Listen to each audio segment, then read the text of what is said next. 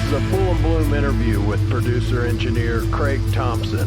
To listen to my other interview with Craig, where we talk in depth about his experience recording Def Leppard's Pyromania, click the link in the description. So then the Twisted Sister Under the Blade, that's at least what I found online, the barn at Kitchenham. Is that right, or was it a different? Oh, we ended up at a little place I think we ended up at a place called Orange, just off the King's Road. But the trouble with that was, I'll probably get sued for this, but I was really annoyed at the time. A guy called Pete Way from UFO, he bass player. Oh, I was going to ask about Pete Way. He was supposedly producing this, But in the end, all the guys in the band, I mean, there was a lot of Class A kicking about.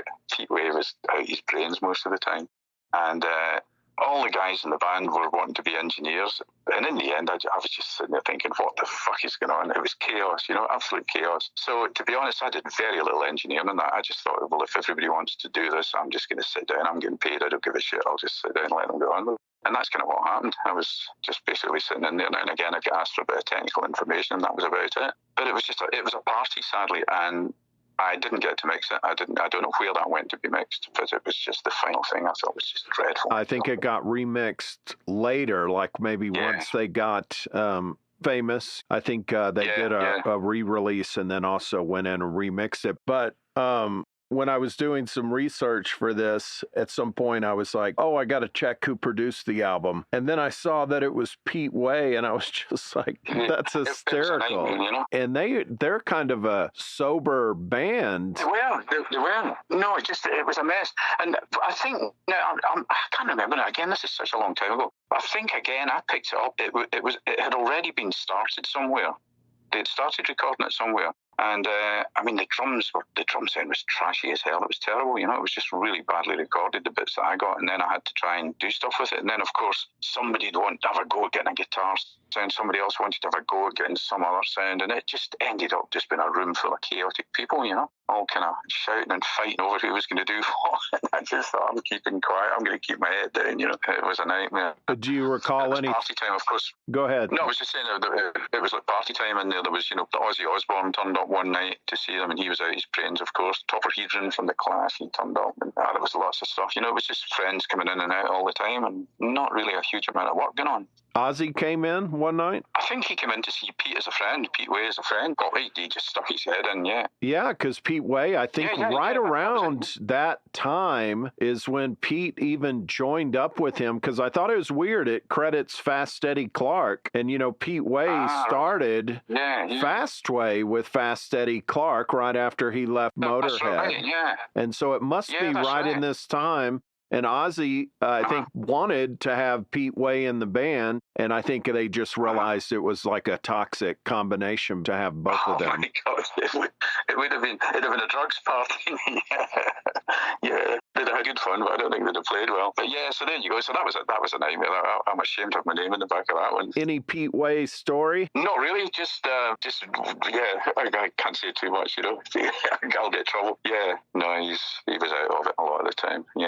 Surprised he's still alive, actually. I'm assuming he's still alive. No, he died. Did he? Pete Way die? Yeah, he died probably about a year or two ago, maybe. Oh, I'm not surprised. I'm surprised he got that long, to be honest. It's incredible that I'm not 100% sure, but I think he had a liver transplant at some point or something, but I could be wrong about that. But he was still kind of playing some gigs, and I definitely posted some news on the site from time to time, and I know he had a book out and stuff like that. So he was definitely doing some things, and then it got kind of quiet from his camp for about a year, and then all of a sudden, he was he got sick, and then shortly after, died. Oh, that's not surprising. He was a car crash. It was a real shame. Yeah. On the couple of occasions that he was fairly straight, he was a nice guy. He was good. And then all of a sudden he'd just go. He just couldn't leave it alone. Yeah.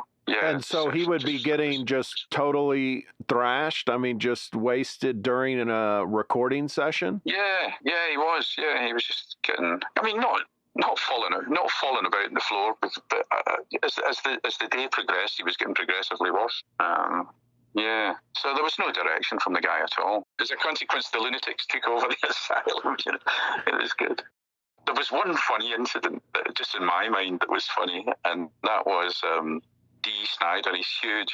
He's got to be, 6 foot something. And he was dressed larger than life, with the glam stuff on and the big high heel boots, the big shiny silver high heel boots, the whole thing. And I'm 5'5" if I'm lucky. I might be 5'4" inches, maybe 5'5". And we were going up to a bar up in the King's Road for a drink one night, just in between sessions. And of course, one of his strides was like 2.5 of mine. And I just had this visual picture of me being this little short Scotsman running up the road behind this big glam rock guy trying to catch up with him the way up to the pub.